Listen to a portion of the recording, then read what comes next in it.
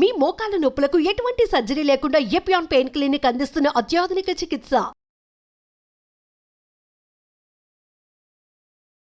మనం gas problem గురించి మాట్లాడుకుందాం. గ్యాస్ ప్రాబ్లం అనేది చాలామంది రెగ్యులర్గా ఫేస్ చేస్తూ ఉన్నటువంటి ప్రాబ్లమే.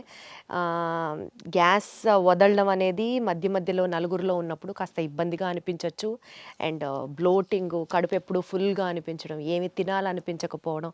సో మేబీ ఇవాల్టి రేపటి మనకున్న స్ట్రెస్డ్ లైఫ్ స్టైల్ ఒక మేజర్ రోల్ ప్లే చేస్తున్నా సరే గ్యాస్ ప్రాబ్లమ్ని కనుక సరిగ్గా ట్రీట్ చేయకపోతే చాలా కాంప్లికేషన్స్ కూడా వస్తాయని విన్నాము. So you have to tell us అసలు గ్యాస్ ప్రాబ్లం అంటే ఏంటి సార్, ఎన్ని రకాలు ఉంటాయి, and how do we overcome this? So గ్యాస్ట్రోఎంట్రాలజిస్ట్కి అంతా గ్యాస్ మయం లాగే ఉంటుందండి. రోజు ఉదయం నుంచి సాయంత్రం వరకు పేషెంట్స్ అందరూ గ్యాస్ గ్యాస్ గ్యాస్ అని వస్తారు. యాక్చువల్గా గ్యాస్ అనేది ఏమి ఉండదండి. యాక్చువల్గా టెక్స్ట్ బుక్లో సార్ నాకు గ్యాస్ ట్రబుల్ ఉందని అంటారు. గ్యాస్ ట్రబుల్ అనే వర్డ్ ఎక్కడ పుస్తకాల్లో ఉండదు. There is no term, no disease like gas trouble. Okay, gas trouble అంటే ఒక్కొక్కరికి ఒక్కొక్కటి. ఇప్పుడు కొంతమందికి తేపులు ఎక్కువ వస్తే దాన్ని గ్యాస్ ట్రబుల్ అంటారు. కొంతమంది పట్టుభ్రమంగా ఉంటే గ్యాస్ ట్రబుల్ అంటారు. కొంతమందికి గ్యాస్ కింద నుంచి ఎక్కువ వస్తే దాన్ని గ్యాస్ ట్రబుల్ అనుకుంటారు. కొంతమంది కడుపు నొప్పి వస్తే గ్యాస్ అనుకుంటారు. కొంతమంది ఛాతీలో మంటలాగా ఉంటే గ్యాస్ ట్రబుల్ అనుకుంటారు. రకరకాలుగా.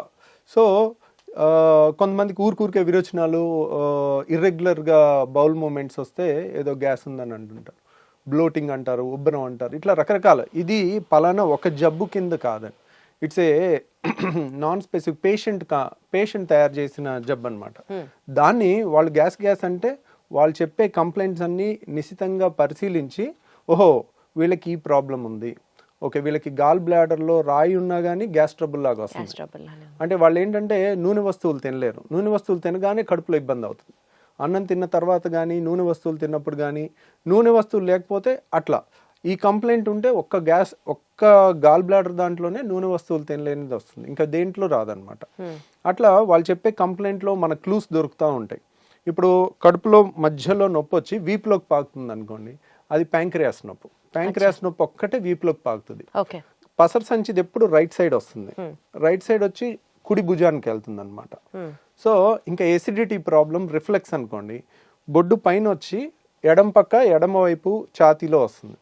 అది హార్ట్ బర్న్ అంటారు, కడుపు మంట అంటారు. కొంతమంది కడుపు మంట అంటారు. కొంతమంది ఎక్కువ అసూయ, ఒకప్పుడు అంటారు కదండి, ఎక్కువ అసూయ జలసి ఉండి వాళ్ళు ఎక్కువ ఆలోచించి వాళ్ళ బాడీలో ఎక్కువ యాసిడ్ తయారయ్యి, యాసిడ్ వల్ల అల్సర్స్ ఫామ్ అవుతాయి అన్నమాట.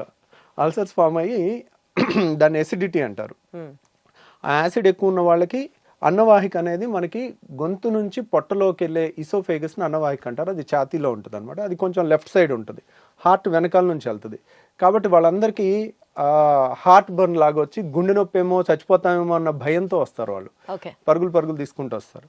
సో కాకపోతే మనకు అక్కడ రకరకాలు, ఇది ఎసిడిటీయా, రిఫ్లెక్స్ డిసీజా. పొట్టలో యాసిడ్ ఉంటే ఏం ప్రాబ్లం లేదు, అది ఛాతీలోకి ఎక్కువ వస్తే కనుక రిఫ్లెక్స్ అంటారు.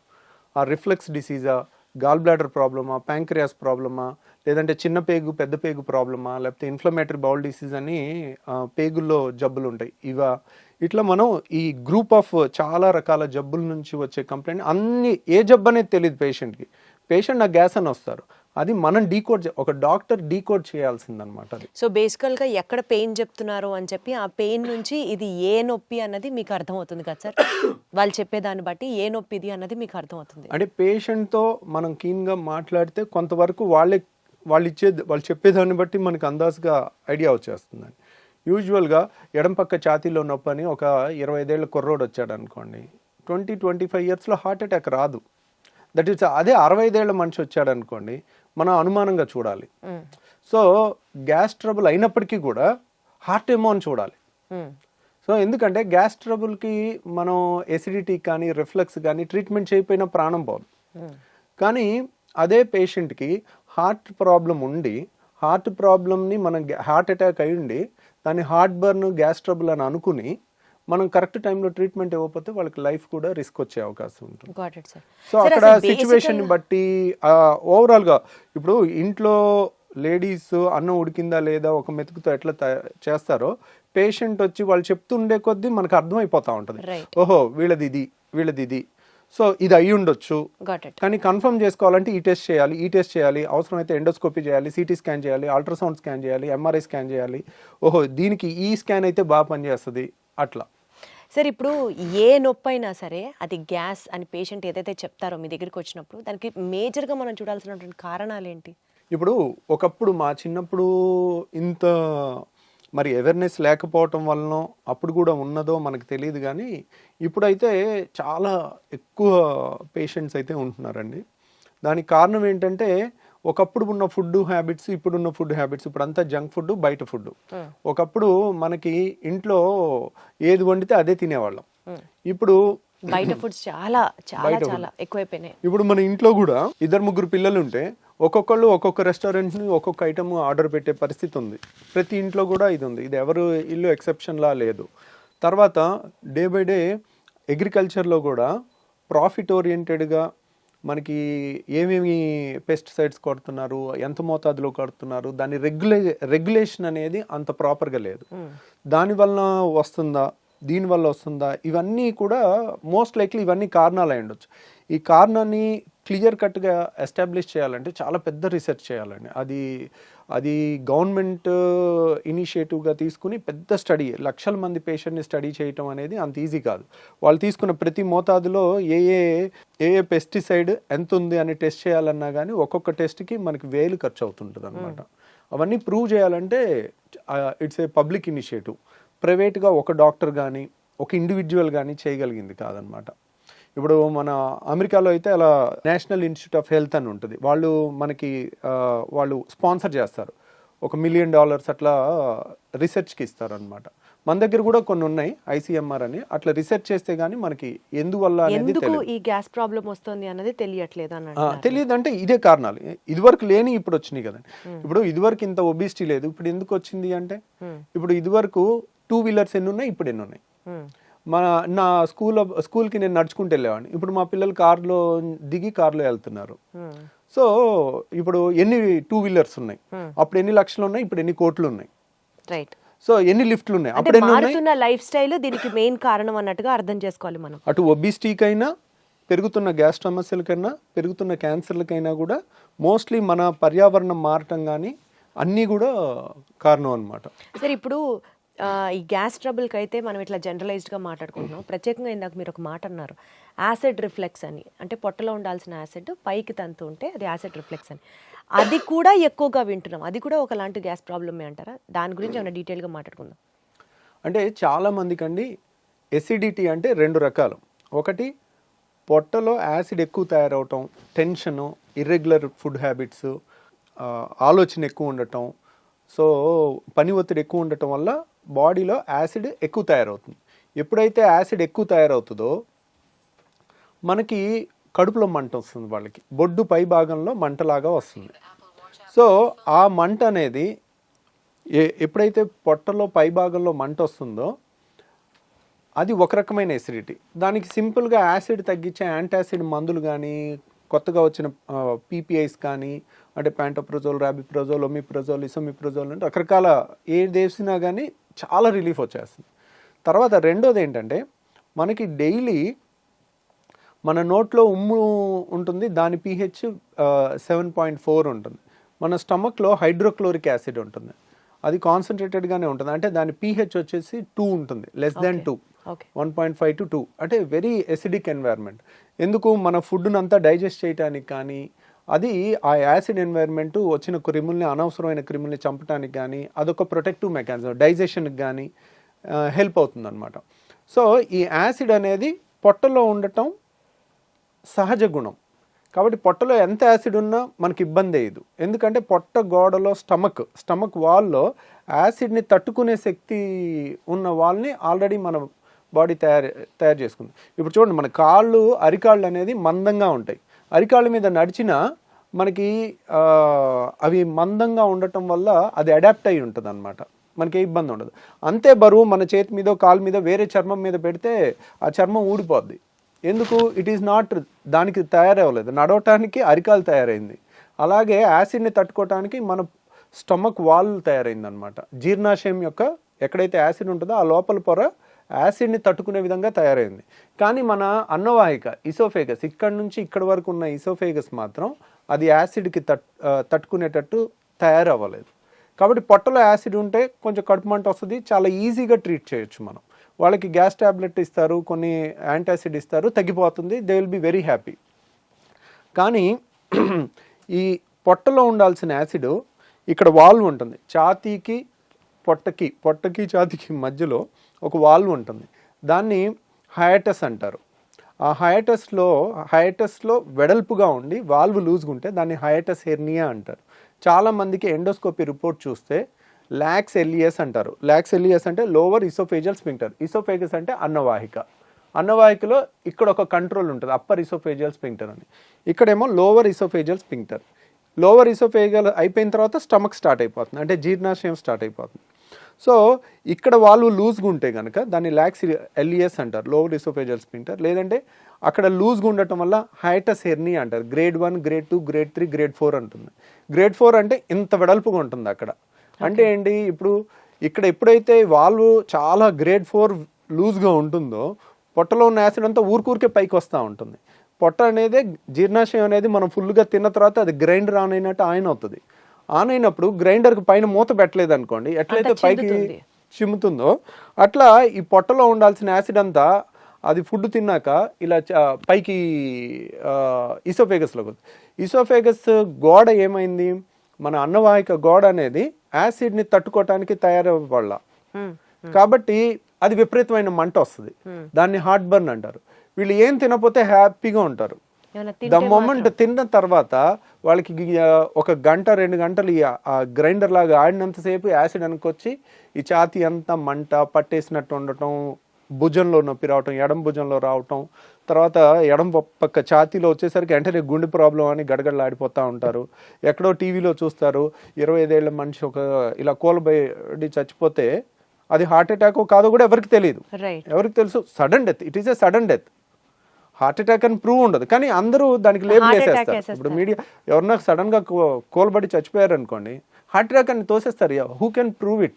దానికి రియల్ గా ప్రూవ్ చేయాలంటే సడన్ డెత్, సడన్ గా కళ్ళు తిరిగి పడిపోయి చచ్చిపోవటానికి చాలా కారణాలు ఉంటాయి. సో ఇప్పుడు అంతెందుకు, మనకి ఒలింపిక్స్ ఆడే ఒలింపిక్ ప్లేయర్స్ కూడా రన్నింగ్ చేస్తూ సడన్ గా కోల్బడి చచ్చిపోయినట్టుంది. మరి వాళ్ళకి హార్ట్ అటాక్ వస్తుందా? అథ్లెట్స్కి రాదు కదా. సో చాలామంది ఏంటంటే మీడియాలో ఎమెచ్యూర్ పీపుల్, అంటే నాన్ ప్రొఫెషనల్ పీపుల్ ర్యాపిడ్ కన్క్లూజన్స్కి వస్తారు. ఆ ర్యాపిడ్ కన్క్లూజన్స్కి వచ్చి ఒక యంగ్స్టరు కళ్ళు తిరిగి పడిపోతే హార్ట్ అటాక్ వచ్చి చచ్చిపోయాడని అలా ప్రొజెక్ట్ చేశారనుకోండి, ఎడం పక్క గుండెలో నొప్పి వచ్చిన హార్ట్ బర్న్, యాసిడ్ ప్రాబ్లం వల్ల, రిఫ్లెక్స్ వల్ల వచ్చిన వాళ్ళందరూ నిద్రలేని రాత్రులు గడపాల్సి వస్తుంది. అమ్మో నేను చచ్చిపోతే ఎలా. కానీ అసలు ఈ యాసిడ్ రిఫ్లెక్స్ వల్ల ప్రాణాలు పోయే సిచ్యువేషన్ కూడా ఉంటుందా సార్? ఉండదు, కానీ ఆ భయంతో ప్రాణం పోయినట్టు బతుకుతారు వాళ్ళు. అయ్యయ్యో. సో ఎప్పుడైతే ఎక్కడో టీవీలో ఒకటి చూసి సడన్గా యంగ్స్టర్స్లో కూడా హార్ట్ అటాక్స్ పెరిగిపోయినాయి అని మీడియాలో వచ్చింది అనుకోండి, అమ్మో ఎడం పక్క నొప్పి వస్తుంది, నాకు గుండె నొప్పి ఏమో, నేను అలా చచ్చిపోతానేమో, నా పిల్లలు ఏమైపోతారు, నా భార్య ఏమైపోద్ది, ఇంకా రాత్రి అంతా నిద్రపోకుండా అలా కూర్చుని ఉంటారు వాళ్ళు, బయటికి చెప్పుకోలేరు. కానీ వాళ్ళకి ఏదైనా తింటేనే కదా వచ్చేది ఆ అనీజీనెస్. కానీ వచ్చినప్పుడు కూడా మరి తింటే అంటే ప్రతి పూట తింటారు కదా. ఇప్పుడు కొంతమంది ఇర్రెగ్యులర్ టైమింగ్స్లో, ఈ కాలంలో స్ట్రెస్ లేని జాబ్ ఏది ఉంది, కరెక్ట్ టైంకి ఫుడ్ తినే జాబ్ ఏది ఉంది? అందరూ పరుగులు తీస్తా ఉండి రాత్రి 10ంటికి వచ్చి బిర్యానీ తిని వచ్చారనుకోండి, అర్ధరాత్రి 12ంటికి వాళ్ళకి వస్తుంది కరెక్ట్గా. ఆ టైంలో ఇంకా వాళ్ళు నిద్రపోరు, పాపం ఒకసారి ఇంట్లో వాళ్ళు నిద్రపోనివారు, కొంతమంది సైలెంట్ గా సఫర్ అవుతా. మరి ఏంటి సార్ దీనికి ప్రాబ్లం? ఆ లూజ్ అయిన వాల్వ్ ని టైట్ చేయొచ్చా? ట్రీట్మెంట్ ఏంటి? ఇంకా వాళ్ళు ఏం తినకుండా ఉంటారు అంటే గ్యాస్ ట్రబుల్లో చాలా మంది ఇలాంటి పేషెంట్స్ ఏంటంటే వీళ్ళకి మందులు ఇచ్చి ఫస్ట్ తగ్గించవచ్చండి. అంటే కంప్లీట్గా తగ్గించకపోయినా కంప్లీట్గా ఒక వాల్వ్ అనేది స్ట్రక్చరల్ డిఫెక్ట్ ఉంటే it has to be rectified. Okay. Acid ఎక్కువ ఉందనుకోండి, యాసిడ్ని తగ్గించవచ్చు. ఇక్కడ యాసిడ్ ఎక్కువ ఉండటం ప్రాబ్లం కాదు, నార్మల్ ఉండాల్సిన యాసిడే ఉంది, కానీ పొట్టలో ఉండాల్సిన ఛాతీలోకి వస్తుంది. రైట్. సో అక్కడ లూజ్గా ఉన్న వాల్వ్ని సో ఏదో విధంగా టైట్ చేసుకోవాలి. ఆ టైట్ చేసుకునే ముందు మనకి కొన్ని జాగ్రత్తలతో తగ్గించవచ్చు. ఆ జాగ్రత్తలు ఏంటంటే రిఫ్లెక్స్ కేర్ అంటారు దాన్ని. దాంట్లో ఏంటంటే ఒకేసారి కడుపు నిండా తినటం అనేది పెట్టుకోకూడదు. కడుపు నిండా తింటే ఏంటంటే ఈ ఛాతీలోకి ఎక్కువ వెనక్కి రావటం అనేది ఎక్కువ ఉంటుంది. ఇప్పుడు 4 ఇడ్లీలు 5 ఇడ్లీలు పడుతున్నాయి అనుకోండి, వాళ్ళు 2 మించి తినకూడదు. ఒకసారి కరెక్ట్గా గంటన్నర ఆగి మళ్ళీ 2 తీసుకోవాలి, మళ్ళీ గంటన్నర 2 గంటలు ఆగి మళ్ళీ 2 తీసుకోవాలి. ఇంకా దానికి నామోషి పడకూడదు, బాక్స్లో పెట్టేసుకోవాలి. ఎక్కడైనా ఒక 5 నిమిషాలు బ్రేక్ తీసుకోవాలి, పనిలో అయినా టక్ తినేసి అట్లా తెలివిగా చేసుకుంటే కనుక ఒకేసారి ఎక్కువ ఫుడ్ లేకపోతే ఎక్కువ వెనక్కి రాదు, ఎక్కువ యాసిడ్ తయారవదు, ఎక్కువ వెనక్కి వాళ్ళకి కూడా అంత అన్ఈజీనెస్ ఉండదు అప్పుడు పాపం. ఉండదు. అది ఒకటి. తర్వాత చాలా మంది చేసేది ఏంటంటే చక్కగా 4 ఇడ్లీలో 5 ఇడ్లీలో లేదంటే 3-4 దోశలో తినేసి గ్లాసు నీళ్లు 2 గ్లాసు నీళ్లు తాగుతారు. తాగితే ఇంకా ఎక్కువ వెనక్కి వచ్చేస్తుంది. సో వీళ్ళు ఎప్పుడు కూడా నీళ్లు తిన్న తర్వాత తాగకూడదు. మనకి నీళ్లు తాగాలి, ఒక 4 గ్లాసులైనా ముందు తాగేసేయండి. నీళ్ళు ఎప్పటికప్పుడు దిగిపోతాయి, నీళ్ళ వల్ల యాసిడ్ ఎక్కువ తయారవదు, వెనక్కి వచ్చినా అంత ఇబ్బంది ఉండదు, అంత ఎక్కువ కూడా రాదు, ఎప్పటికప్పుడు తొందరగా వెళ్ళిపోద్ది నీళ్ళు అనేది. సో నీళ్ళంతా తాగేసిన తర్వాత ఒక 10 నిమిషాల తర్వాత అప్పుడు ఫుడ్ తిన్నారనుకోండి, ఫుడ్ తిన్నాక నీళ్ళు తాగలేదనుకోండి, వెనక్కి వచ్చేది తక్కువ ఉంటుంది అన్నమాట. స్టమక్ మొత్తం నిండిపోదు, అంటే ఫుడ్తో సగం నిండిపోయి సగంతో నీళ్ళతో ఉంటే ఆ గ్రైండర్ ఆన్ అవగానే సప్పని పైకి కొట్టేస్తుంది. సో ఇలా రిఫ్లెక్స్ కేర్ అని ప్లస్ యాసిడ్ తగ్గించే టాబ్లెట్స్ కొన్ని వేసుకుంటే కూడా చాలా రిలీఫ్ వస్తుంది వాళ్ళకి. సో ఇలా మందులతో 90% క్యూర్ చేయొచ్చు. వండర్ఫుల్. కానీ ఒక 10% మాత్రం ఇంకా తిరుగుతూనే ఉంటారు. ఒక డాక్టర్ దగ్గరికి వెళ్తారు, మందులు ఇస్తారు, తగ్గదు. ఇంకో డాక్టర్ దగ్గరికి వెళ్తారు, మందులు ఇస్తారు, తగ్గదు. అక్కడ స్ట్రక్చరల్ ప్రాబ్లమ్ని అలా 10% వాళ్ళకి మనం లేటెస్ట్గా ఒక టెస్ట్ వచ్చిందండి, దాన్ని 24 hour pH స్టడీ అంటారు. అంటే 24 గంటలు మనం హాస్పిటల్లో ఉంచి ఒక మెషిన్కి బెల్ట్ దగ్గర పెట్టేస్తాం. బెల్ట్ దగ్గర పెట్టేసి సన్న దారం లాంటిది ముక్కులోంచి స్టమక్ వరకు పంపిస్తే దాని మీద pH సెన్సార్స్ ఉంటాయి. అంటే ఇక్కడ ఎంత pH ఉంది, పొట్టలో ఎంత pH ఉంది అనేది 24 hours మనం టెస్ట్ చేయాలి. టెస్ట్ చేస్తే యాసిడ్ ఇక్కడ కూడా ఎక్కువ ఉందని వచ్చినప్పుడు pH ఇక్కడ 2 ఉంటుంది, ఇక్కడ 7 ఉండాలి. ఇక్కడ కూడా 2 ఉందనుకోండి, that indicates reflex disease, acid reflex disease. దాన్ని కన్ఫర్మ్ చేసుకున్న తర్వాత అది ఆ టెస్ట్ పాజిటివ్ వస్తే మాత్రం సర్జరీ చేసుకోవాలి. ఆ టెస్ట్ కొంచెం కాస్ట్ ఎక్కువ ఉంటుంది, 24 గంటలు హాస్పిటల్లో ఉండి చేసుకోవాలి. సో బట్ దాంట్లో కనుక మనకి పాజిటివ్ వచ్చిందంటే కనుక అప్పుడు we can consider reflex surgery. Anti reflex surgery అనేది మనం ఈ వాల్వ్ని టైటన్ చేసుకుంటే వెనక్కి రాకుండా ఉంటుందన్నమాట. ఓకే. సో ఆ సర్జరీ మన దగ్గర ఇక్కడ చేస్తున్నారా సార్? మనం కూడా పర్ఫామ్ చేస్తాం. ఈ యాంటీ రిఫ్లెక్స్ సర్జరీని నిస్సెన్స్ ఫండాప్లికేషన్ అంటారు. దాని పేరు నిసెన్స్ అనే సైంటిస్ట్ పేరు పెట్టారనమాట. ఆ ఫండాప్లికేషన్ అంటారు. దానికి ఆల్మోస్ట్ కోత ఉండదు, కుట్టు ఉండదు, చిన్న హోల్ ద్వారా చేస్తాము. ఒక 20 minutes to 30 minutesలో అయిపోతుంది.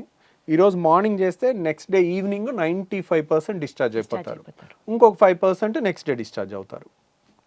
సో ఇది ఎఫెక్టివ్నెస్ ఎంత ఉంటుంది అంటే కనుక ఆల్మోస్ట్ 75% నుంచి 85% వరకు ఉంటుంది. ఒక 25%కి సగం రిలీఫే ఉంటుంది. ఎందుకు దాంట్లో 100% గ్యారంటీ చెప్పలేకపోతున్నాం. ఇప్పుడు రాళ్ల సమస్య ఉంది, గాల్ బ్లాడర్ తీసేసాం, 100% క్యూర్, మళ్ళీ జన్మలో వాళ్ళు మన దగ్గరికి రావాల్సిన పని ఉండదు. అది 100% అనే 99% 100% గ్యారంటీగా చెప్పేయచ్చు. అదే రిఫ్లెక్స్ దాంట్లో 70 to 85% అనేది చాలా హై రిజల్ట్ అనమాట. సో ఎందుకనంటే ఇప్పుడు ఏదన్నా తీసేయటం తేలిక, గాల్ బ్లాడర్ తీసేసాం అయిపోయింది, గర్భసంచి తీసేసాం అయిపోయింది, చెయ్యి నరికేసాం నిమిషం పని. సో తీసేయటం తేలిక. మొండి చెయ్యిని ఇలా తయారు చేయలేం.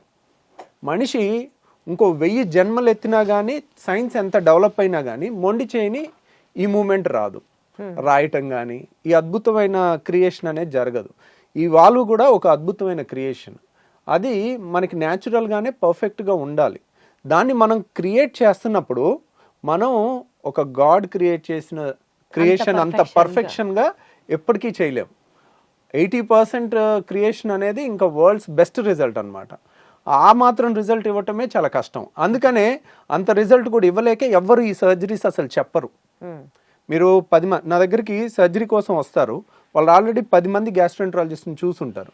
ఇంకెక్కడ దొరక్క బాధపడి పడి పడి తిరిగి చివరికి ఇక్కడన్నా ఏదన్నా దొరుకుద్దేమో అని వచ్చే వాళ్ళు ఉంటారు. అట్లా వచ్చి తగ్గిన వాళ్ళు చాలామంది ఉన్నారనమాట.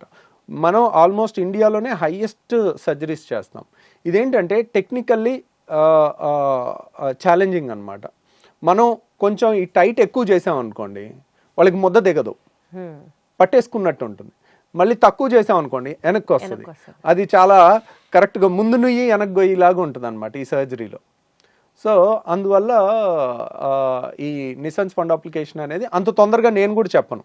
ప్లస్ చాలామందికి ఒక టెస్ట్ చేసుకోమని చెప్తాను, మీకు రిఫ్లెక్స్ ఉందా లేదా అని మీరు తెలుసుకోవటానికి. ఇప్పుడు సపోజ్ సార్ ఊరికే వెనక్కి వస్తుంది సార్, తిన్న తర్వాత ఇబ్బంది అవుతుంది సార్, ఛాతీ మండుతుంది, గొంతులోకి వస్తుంది, తేపులు వస్తుంది, మెతుకులు వస్తున్నాయి. ఊరికే కొంతమందికి ఏంటంటే రాత్రి 10ంటికి తిని పడుకుంటారు, పడుకున్న తర్వాత వెంటనే నిద్రపోతారు, పేగులు కదులుతూ ఉంటాయి, కదులుతున్నప్పుడు ఈ వాల్వ్ లూజ్గా ఉంటుంది. అది ఒక్కసారి ఇలా గ్రైండర్ లాగా మధ్యలో ఒక్కసారి ఆన్ అయినప్పుడు టక్కున బుడుకు బుడుకుమని గొంతులోకి వచ్చేస్తాయి, వాటర్ వచ్చేస్తాయి. వాళ్ళు నిద్రపోయి ఉంటారు. మనిషి సోయిలో ఉంటే వెంటనే ఆ వాటర్ని మళ్ళీ మింగేయటమో ఊసేయటమో చేస్తారు. ఇంతే వస్తుంది, కొద్దిగా ఒక గుక్కంతా వస్తుంది. వాళ్ళు నిద్రపోయి ఉండేసరికి అది పొలమారుద్ది, దగ్గిలేస్తారు నిద్రలో పొలమారి. సో ఇది ఒక లక్షణం అనమాట రిఫ్లెక్స్కి. ఇంకొకటి ఏంటంటే కడుపు నిండా తినేసి ఏ మనిషి అయినా, సపోజ్ ఒక 20 ఏళ్ళ కుర్రోడో 30 ఏళ్ళ పర్సన్ మన దగ్గరికి ఈ కంప్లైంట్స్తో వచ్చినప్పుడు, కడుపు నిండా 4-5 ఇడ్లీలు అందరూ మీ ఫ్రెండ్స్ అంతా ఎలా తింటారో అలా నువ్వు తిని ముందు కొంగు, ఓకే, ముందు కొంగి కాళ్ళతో చేతులతో కాళ్ళు పట్టుకోవటానికి ట్రై చేయి. అప్పుడు ఏమవుతుంది, నువ్వు ఎప్పుడైతే ముందు కొంగుతావో ఈ ప్రెషర్ పెరుగుతుంది. మనం ఇలా ముందు కొంగగానే పొట్టని స్క్వీజ్ చేస్తాం, పొట్టలో ప్రెషర్ పెరుగుతుంది. ఈ వాల్వ్ లూజ్ ఉందనుకోండి వాళ్ళు ఆపలేరు, టక్కున గొంతులోకి వచ్చేస్తుంది.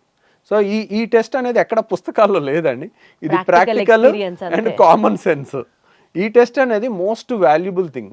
ఎందుకంటే 10 మంది చేస్తుంది మీ ఫ్రెండ్స్, మీరు చేయలేకపోయారంటే దాని అర్థం ఏంటి, ఇక్కడ రిఫ్లెక్స్ ఉంది, వాల్వ్ తేడా ఉంది, దాన్ని సరి చేసుకోవాలి. సో బేసికల్గా లైఫ్ స్టైల్తో మీరు చెప్పినటువంటి తక్కువ మోతాదులో తినడం, గ్యాప్లు ఇచ్చుకుంటూ తినడం, ఇలా చేసుకుంటూ టాబ్లెట్స్ కొన్ని మీరు సజెస్ట్ చేసిన వాడడం ఒక పద్ధతి. అండ్ ఇంకా కాంట్ బట్ అనుకున్నప్పుడు there is also surgery option which is only 80 to 85% accurate.